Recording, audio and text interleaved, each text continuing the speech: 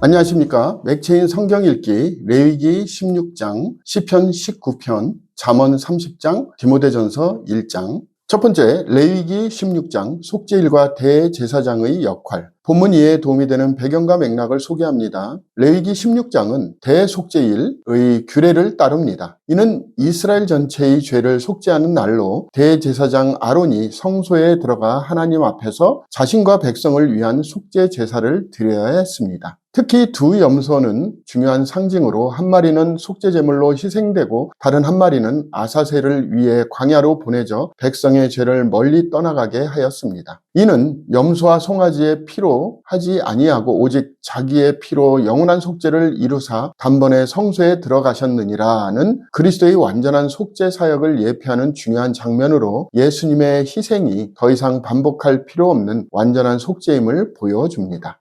본문의 중요 구절을 소개합니다. 레위기 16장 30절 이날에 너희를 위하여 속죄하여 너희를 정결하게 하리니 너희의 모든 죄에서 너희가 여호와 앞에 정결하리라.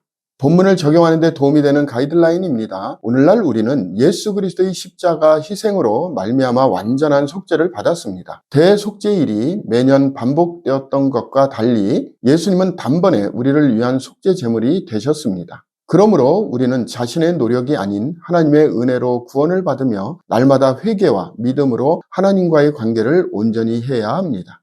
두 번째, 시편 19편 하나님의 창조와 율법의 완전함. 본문 이해에 도움이 되는 배경과 맥락을 소개합니다. 시편 19편은 하나님의 창조의 영광과 율법의 완전함을 찬양하는 시입니다. 하늘이 하나님의 영광을 선포하고 궁창이 그의 손으로 하신 일을 나타내는도다 라는 구절에서 볼 수 있듯이 자연 만물은 창조주의 하나님의 영광을 드러내는 증거입니다. 또한 여호와의 율법은 완전하여 영혼을 소생시키며 라고 선포하며 하나님의 말씀은 우리의 삶을 변화시키고 지혜를 주는 원천임을 강조합니다. 마지막으로 다윗은 자신의 연약함을 인정하며 숨은 죄를 사해달라고 기도합니다. 본문의 중요 구절을 소개합니다. 시편 19편 14절 나의 반석이시오 나의 구속자이신 여호와여 내 입의 말과 마음의 묵상이 주님 앞에 연락되기를 원하나이다. 본문을 적용하는 데 도움이 되는 가이드라인입니다. 오늘날 우리는 하나님의 창조를 통해 그분의 영광과 능력을 묵상하고 말씀을 통해 영혼을 소생시켜야 합니다. 세상의 소리에 귀를 기울이기보다 하나님의 완전한 율법을 따르며 살아야 합니다. 우리의 입술의 말과 마음의 묵상이 하나님께서 받으실 만한 거룩한 것이 되도록 늘 점검하며 살아야 합니다.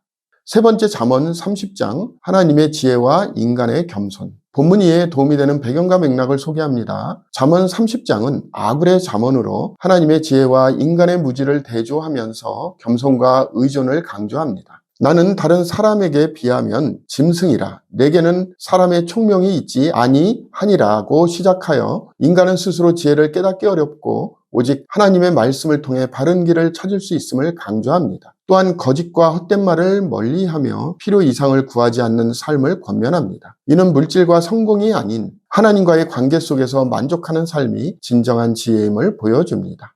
본문의 중요 구절을 소개합니다. 잠언 30장 5절 하나님의 말씀은 다 순전하며 하나님은 그를 의지하는 자의 방패의 신이라. 본문을 적용하는 데 도움이 되는 가이드라인입니다. 오늘날 우리는 하나님의 말씀만이 유일한 진리임을 믿고 우리의 지혜를 의지하기보다 하나님의 인도하심을 구해야 합니다. 세상의 부와 명예를 쫓기보다 하나님께 필요한 것만을 구하며 겸손히 살아가는 태도가 중요합니다. 하나님의 말씀을 방패 삼아 세상의 유혹과 거짓에서 벗어나 참된 만족과 평안을 누려야 합니다. 오늘의 마지막 본문 디모데전서 1장 바른 교훈과 믿음의 선한 싸움. 본문 이해에 도움이 되는 배경과 맥락을 소개합니다. 디모데전서 1장은 바울이 영적 아들인 디모데에게 보내는 편지로 바른 교리와 거짓 교훈을 경계하는 내용이 중심입니다. 사람들이 이에서 벗어나 헛된 말에 빠져라고 하며 초대교회 내에서 잘못된 가르침과 율법주의를 경고합니다. 바울은 율법의 역할을 설명하며 율법이 의인을 위한 것이 아니라 죄인을 깨닫게 하기 위한 것임을 강조합니다. 또한 자신이 죄인 중에 괴수였으나 하나님의 은혜로 구원받았음을 간증하며 디모데에게 믿음의 선한 싸움을 싸우도록 권면합니다.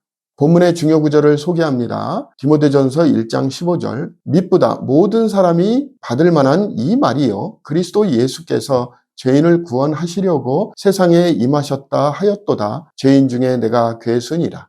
본문을 적용하는 데 도움이 되는 가이드라인입니다. 오늘날 우리는 바른 복음 위에 굳게 서서 거짓된 교훈과 타협하지 않는 믿음을 지켜야 합니다. 하나님께서 죄인을 구원하시는 은혜는 오늘도 유효하며 우리가 받은 구원의 감격을 잊지 않고 살아가는 것이 중요합니다. 믿음의 선한 싸움을 싸우며 진리 위에 굳건히 서는 삶을 살아가야 합니다. 오늘 본문에 디모데전서가 시작되므로 디모데전서가 쓰여진 목적을 소개합니다. 디모데전서는 바울이 자신의 영적 아들인 디모데에게 보낸 서신으로 교회의 바른 질서를 확립하고 올바른 교리를 가르치도록 권면하기 위해 기록되었습니다. 당시 에베소 교회에는 거짓 교사들이 들어와 헛된 논쟁과 율법주의적 가르침을 퍼뜨리고 있었으며 바울은 디모데에게 이러한 거짓 가르침을 바로잡고 진리의 말씀을 굳게 붙잡을 것을 요청합니다. 또한 교회의 지도자인 장로와 집사의 자격을 명확히 하여 교회가 영적으로 건강한 공동체로 유지될 수 있도록 돕고자 했습니다. 바울은 디모데에게 믿음의 선한 싸움을 싸우며 경건한 삶과 올바른 교훈을 유지할 것을 당부합니다. 또한 젊은 디모데가 리더십을 수행하는 데 있어서 나이가 어린 것을 문제 삼지 말고 본이 될 것을 강조하며 모든 신자가 경건과 믿음 안에서 살아가야 함을 교훈합니다. 궁극적으로 디모데전서는 교회의 바른 교리, 경건한 신앙생활, 그리고 신실한 지도자의 역할을 강조하며 모든 신자가 예수 그리스도의 복음 위에 굳게 서도록 독려하기 위해 기록되었습니다. 감사합니다.